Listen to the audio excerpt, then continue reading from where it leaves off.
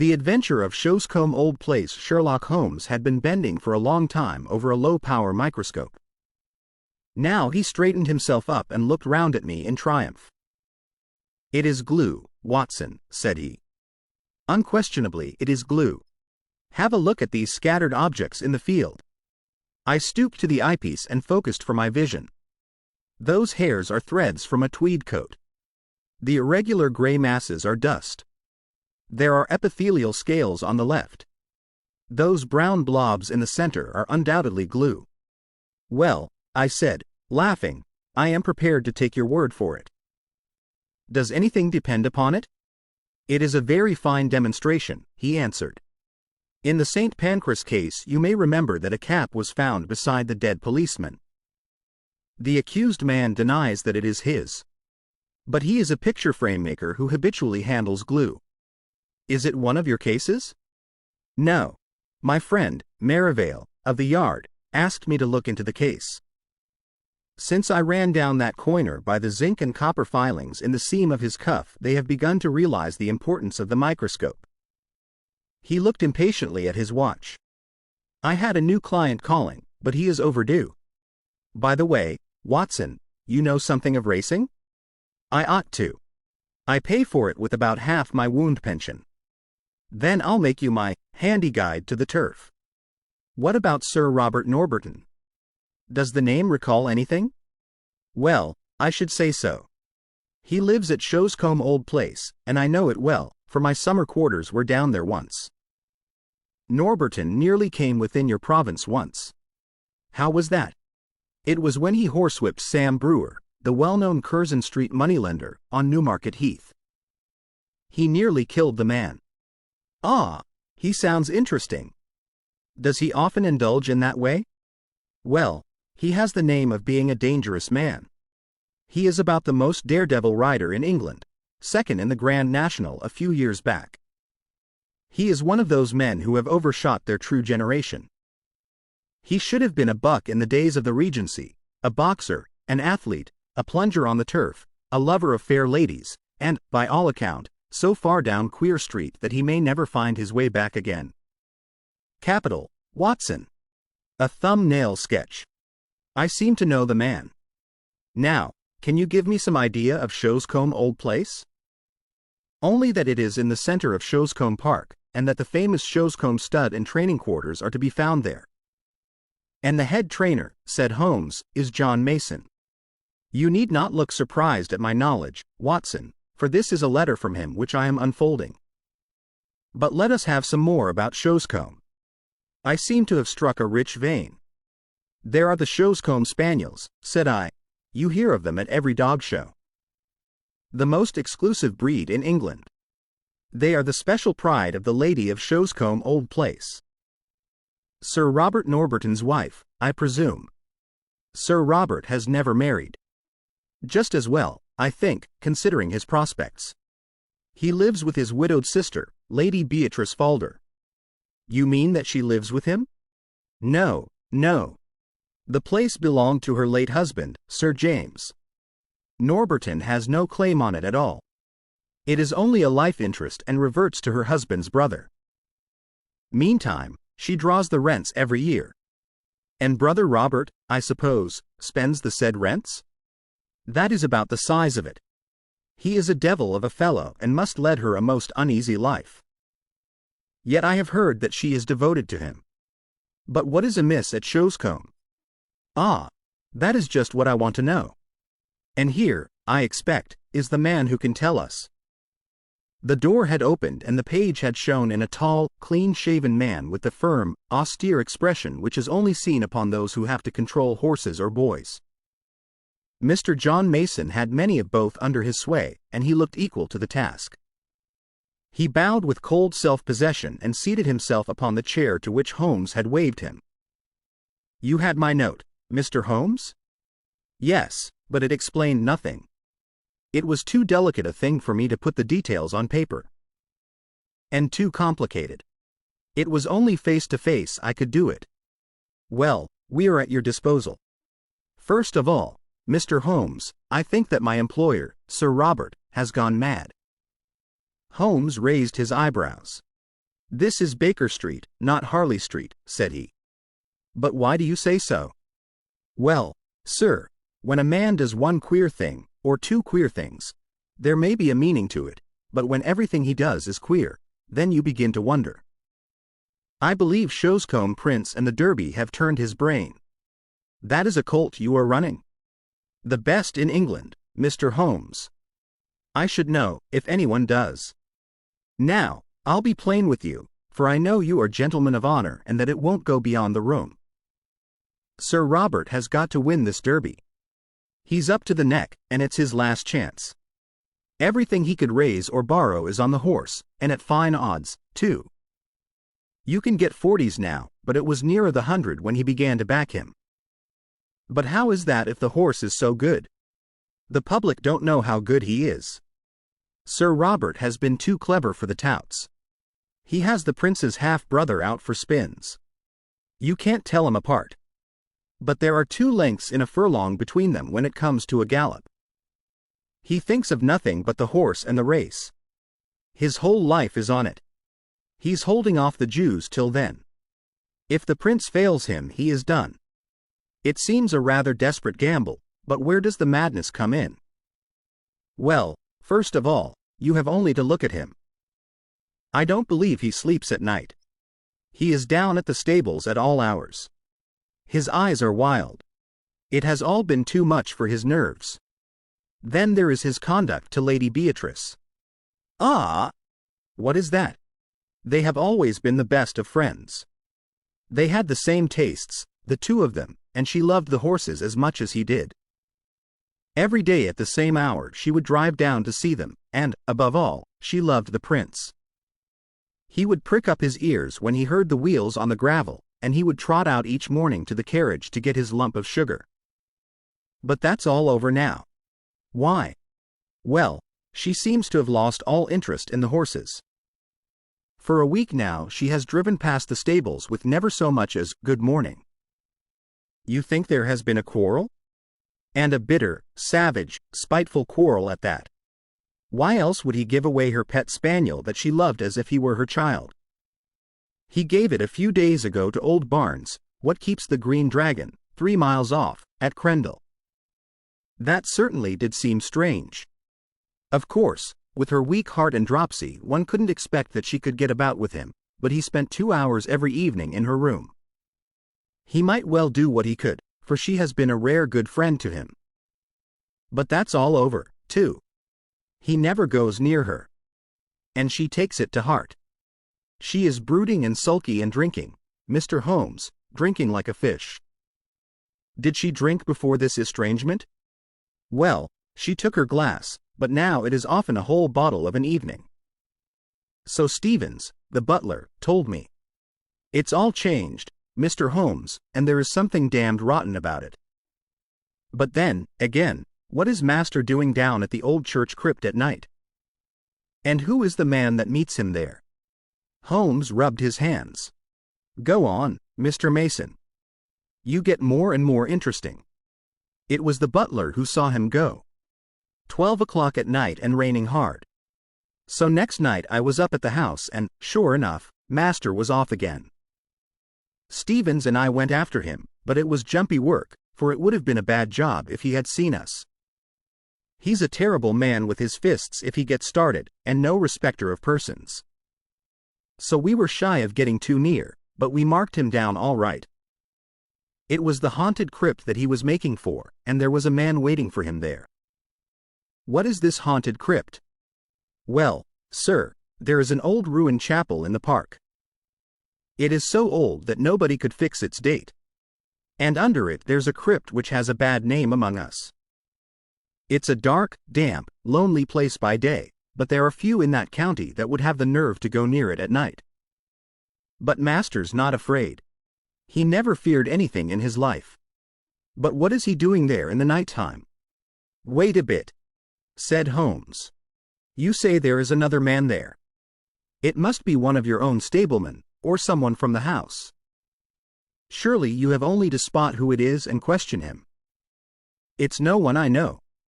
How can you say that? Because I have seen him, Mr. Holmes. It was on that second night. Sir Robert turned and passed us, me and Stevens, quaking in the bushes like two bunny rabbits, for there was a bit of moon that night. But we could hear the other moving about behind. We were not afraid of him. So we up when Sir Robert was gone and pretended we were just having a walk like in the moonlight, and so we came right on him as casual and innocent as you please. "Hullo, mate.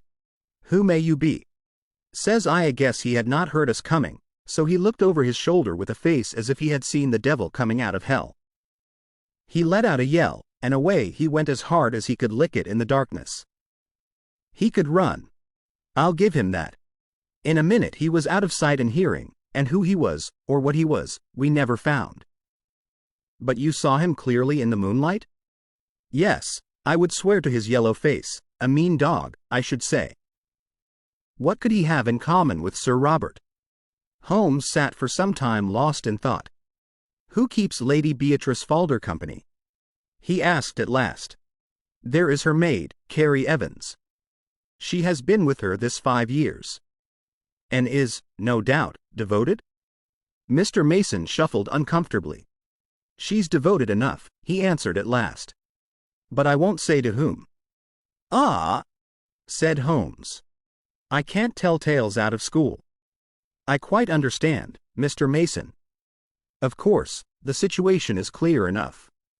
From Dr. Watson's description of Sir Robert I can realize that no woman is safe from him. Don't you think the quarrel between brother and sister may lie there? Well, the scandal has been pretty clear for a long time. But she may not have seen it before. Let us suppose that she has suddenly found it out. She wants to get rid of the woman. Her brother will not permit it. The invalid, with her weak heart and inability to get about, has no means of enforcing her will. The hated maid is still tied to her. The lady refuses to speak, sulks, takes to drink. Sir Robert in his anger takes her pet spaniel away from her. Does not all this hang together?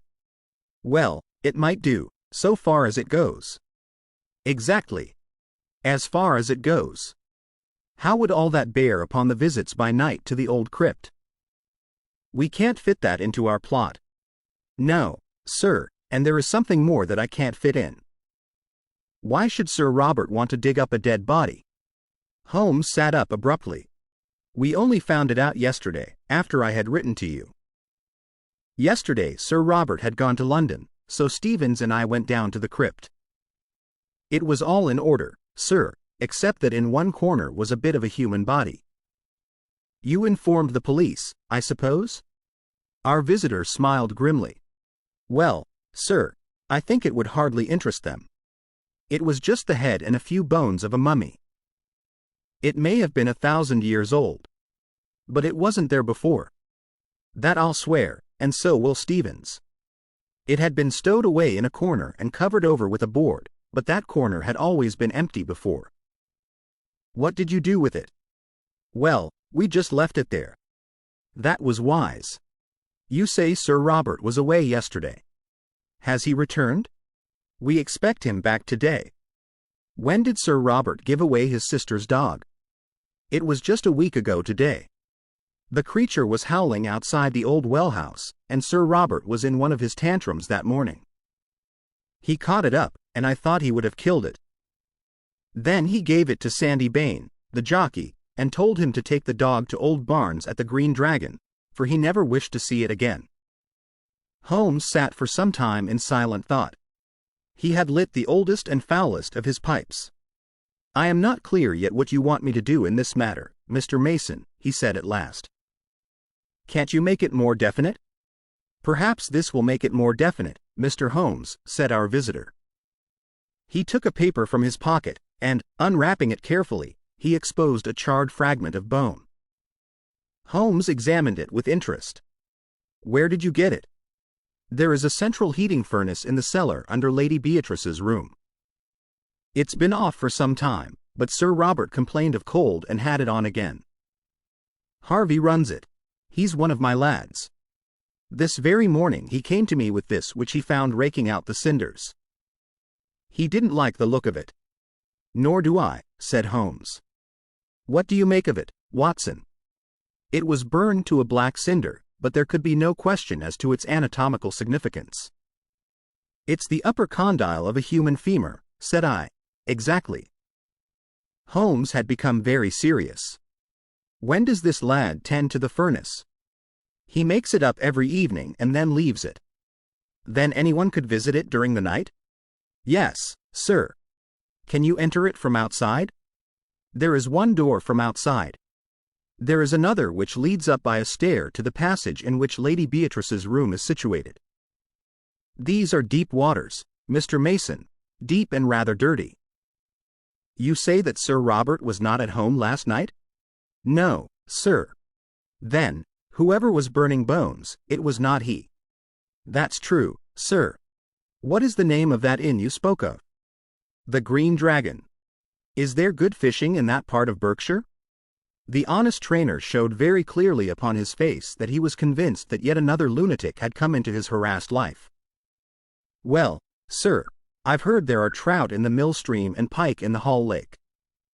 "That's good enough. Watson and I are famous fishermen, are we not, Watson? You may address us in future at the Green Dragon. We should reach it tonight. I need not say that we don't want to see you, Mr. Mason, but a note will reach us, and no doubt I could find you if I want you. When we have gone a little farther into the matter, I will let you have a considered opinion." Thus it was that on a bright May evening Holmes and I found ourselves alone in a first-class carriage and bound for the little halt-on-demand station of Shoscombe. The rack above us was covered with a formidable litter of rods, reels, and baskets. On reaching our destination, a short drive took us to an old-fashioned tavern, where a sporting host, Josiah Barnes, entered eagerly into our plans for the extirpation of the fish of the neighborhood. "What about the Hall Lake and the chance of a pike?" said Holmes. The face of the innkeeper clouded. "That wouldn't do, sir. You might chance to find yourself in the lake before you were through." "How's that, then?" "It's Sir Robert, sir. He's terrible jealous of touts. If you two strangers were as near his training quarters as that, he'd be after you as sure as fate. He ain't taking no chances, Sir Robert ain't. I've heard he has a horse entered for the Derby." "Yes, and a good colt, too. He carries all our money for the race, and all Sir Robert's into the bargain. By the way," he looked at us with thoughtful eyes, "I suppose you ain't on the turf yourselves?" "No, indeed. Just two weary Londoners who badly need some good Berkshire air." "Well, you are in the right place for that. There is a deal of it lying about. But mind what I have told you about Sir Robert. He's the sort that strikes first and speaks afterwards. Keep clear of the park." "Surely, Mr. Barnes. We certainly shall. By the way, that was a most beautiful spaniel that was whining in the hall." "I should say it was. That was the real Shoscombe breed. There ain't a better in England." "I am a dog fancier myself," said Holmes. "Now, if it is a fair question, what would a prize dog like that cost?" "More than I could pay, sir. It was Sir Robert himself who gave me this one. That's why I have to keep it on a lead. It would be off to the Hall in a jiffy if I gave it its head." "We are getting some cards in our hand, Watson," said Holmes when the landlord had left us. "It's not an easy one to play, but we may see our way in a day or two. By the way, Sir Robert is still in London, I hear. We might, perhaps, enter the sacred domain tonight without fear of bodily assault. There are one or two points on which I should like reassurance." "Have you any theory, Holmes?" "Only this, Watson, that something happened a week or so ago which has cut deep into the life of the Shoscombe household." "What is that something?" "We can only guess at it from its effects. They seem to be of a curiously mixed character. But that should surely help us. It is only the colorless, uneventful case which is hopeless. Let us consider our data. The brother no longer visits the beloved invalid sister. He gives away her favorite dog. Her dog, Watson. Does that suggest nothing to you?" "Nothing but the brother's spite." "Well, it might be so. Or, well, there is an alternative. Now to continue our review of the situation from the time that the quarrel, if there is a quarrel, began. The lady keeps her room, alters her habits, is not seen save when she drives out with her maid, refuses to stop at the stables to greet her favorite horse, and apparently takes to drink. That covers the case, does it not? Save for the business in the crypt. That is another line of thought. There are two, and I beg you will not tangle them. Line A, which concerns Lady Beatrice, has a vaguely sinister flavor, has it not? I can make nothing of it. Well, now, let us take up line B, which concerns Sir Robert. He is mad keen upon winning the Derby. He is in the hands of the Jews, and may at any moment be sold up and his racing stables seized by his creditors. He is a daring and desperate man. He derives his income from his sister. His sister's maid is his willing tool. So far we seem to be on fairly safe ground, do we not? But the crypt? Ah, yes, the crypt. Let us suppose, Watson, it is merely a scandalous supposition, a hypothesis put forward for argument's sake, that Sir Robert has done away with his sister.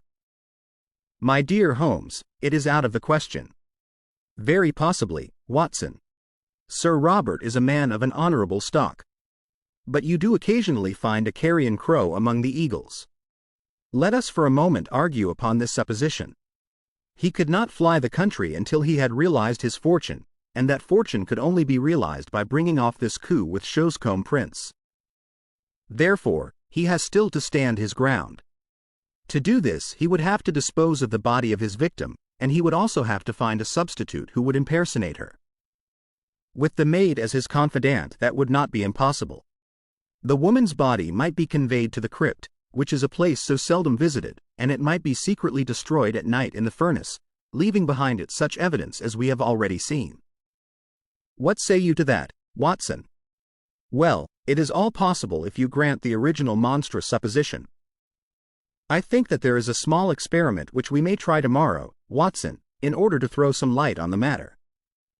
Meanwhile, if we mean to keep up our characters, I suggest that we have our host in for a glass of his own wine and hold some high converse upon eels and dace, which seems to be the straight road to his affections. We may chance to come upon some useful local gossip in the process. In the morning, Holmes discovered that we had come without our spoon bait for Jack, which absolved us from fishing for the day. About 11 o'clock we started for a walk, and he obtained leave to take the Black Spaniel with us. This is the place, said he as we came to two high park gates with heraldic griffins towering above them. About midday, Mr. Barnes informs me, the old lady takes a drive, and the carriage must slow down while the gates are opened. When it comes through, and before it gathers speed, I want you, Watson, to stop the coachman with some question. Never mind me. I shall stand behind this holly bush and see what I can see. It was not a long vigil. Within a quarter of an hour we saw the big open yellow barouche coming down the long avenue, with two splendid, high-stepping gray carriage horses in the shafts. Holmes crouched behind his bush with the dog. I stood unconcernedly swinging a cane in the roadway. A keeper ran out and the gates swung open. The carriage had slowed to a walk, and I was able to get a good look at the occupants. A highly colored young woman with flaxen hair and impudent eyes sat on the left. At her right was an elderly person with rounded back and a huddle of shawls about her face and shoulders which proclaimed the invalid. When the horses reached the highroad I held up my hand with an authoritative gesture, and as the coachman pulled up I inquired if Sir Robert was at Shoscombe Old Place. At the same moment Holmes stepped out and released the spaniel. With a joyous cry it dashed forward to the carriage and sprang upon the step. Then in a moment its eager greeting changed to furious rage, and it snapped at the black skirt above it. "Drive on! Drive on!" shrieked a harsh voice. The coachman lashed the horses, and we were left standing in the roadway. "Well, Watson, that's done it," said Holmes as he fastened the lead to the neck of the excited spaniel. He thought it was his mistress, and he found it was a stranger. Dogs don't make mistakes. But it was the voice of a man. I cried. "Exactly. We have added one card to our hand, Watson, but it needs careful playing, all the same." My companion seemed to have no further plans for the day, and we did actually use our fishing tackle in the mill stream, with the result that we had a dish of trout for our supper. It was only after that meal that Holmes showed signs of renewed activity. Once more we found ourselves upon the same road as in the morning, which led us to the park gates. A tall, dark figure was awaiting us there, who proved to be our London acquaintance, Mr. John Mason, the trainer. "Good evening, gentlemen," said he. "I got your note, Mr. Holmes. Sir Robert has not returned yet, but I hear that he is expected tonight." "How far is this crypt from the house?" asked Holmes. "A good quarter of a mile." "Then I think we can disregard him altogether." "I can't afford to do that, Mr. Holmes. The moment he arrives he will want to see me to get the last news of Shoscombe Prince." "I see. In that case we must work without you, Mr. Mason. You can show us the crypt and then leave us." It was pitch dark and without a moon, but Mason led us over the grasslands until a dark mass loomed up in front of us which proved to be the ancient chapel. We entered the broken gap which was once the porch, and our guide, stumbling among heaps of loose masonry, picked his way to the corner of the building, where a steep stair led down into the crypt. Striking a match, he illuminated the melancholy place, dismal and evil-smelling, with ancient crumbling walls of rough-hewn stone, and piles of coffins, some of lead and some of stone, extending upon one side right up to the arched and groined roof which lost itself in the shadows above our heads. Holmes had lit his lantern, which shot a tiny tunnel of vivid yellow light upon the mournful scene. Its rays were reflected back from the coffin plates, many of them adorned with the griffin and coronet of this old family which carried its honors even to the gate of death. "You spoke of some bones, Mr. Mason. Could you show them before you go?" "They are here in this corner." The trainer strode across and then stood in silent surprise as our light was turned upon the place. "They are gone," said he. "So I expected," said Holmes, chuckling. "I fancy the ashes of them might even now be found in that oven which had already consumed a part." "But why in the world would anyone want to burn the bones of a man who has been dead 1,000 years?" asked John Mason. "That is what we are here to find out," said Holmes. "It may mean a long search, and we need not detain you. I fancy that we shall get our solution before morning." When John Mason had left us, Holmes set to work making a very careful examination of the graves, ranging from a very ancient one, which appeared to be Saxon, in the center, through a long line of Norman Hugos and Odos, until we reached the Sir William and Sir Dennis Falder of the 18th century. It was an hour or more before Holmes came to a leaden coffin standing on end before the entrance to the vault. I heard his little cry of satisfaction and was aware from his hurried but purposeful movements that he had reached a goal. With his lens he was eagerly examining the edges of the heavy lid. Then he drew from his pocket a short jemmy, a box opener, which he thrust into a chink, levering back the whole front, which seemed to be secured by only a couple of clamps. There was a rending, tearing sound as it gave way, but it had hardly hinged back and partly revealed the contents before we had an unforeseen interruption. Someone was walking in the chapel above.